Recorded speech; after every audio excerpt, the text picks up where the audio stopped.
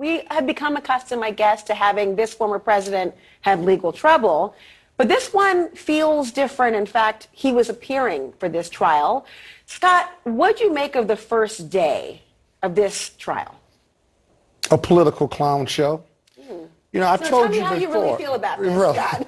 I've told you and others. I hope so. We're going to probably disagree about some other things later, but I've said that his campaign are his criminal cases. This is a civil case, and his civil cases are his campaign. That's how he raises money. This was a political clown show.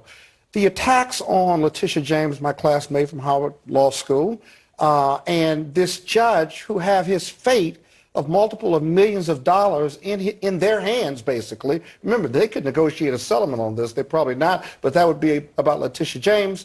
The court could ultimately rule on these other 6 counts, as well as how much money they're going to give to the state of New York based on his finding of fraud.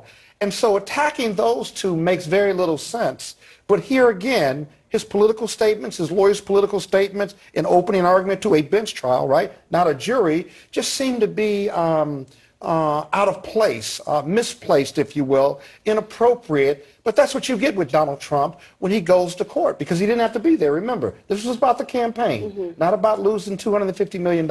These investigations, criminal and civil, were ongoing before Donald Trump entered the race in November of 22. They were publicly known, if you will. Donald Trump entered the race while these investigations were going on to prevent them, to run for office and to halt them or stymie them, thinking because he was a candidate that they would not go forward with these criminal and civil investigations. But we make that argument that you just made when I defend people who are committing mortgage fraud, who have not failed on their mortgage. They've been paid, right? But there's not one federal law, not one state law that requires a victim.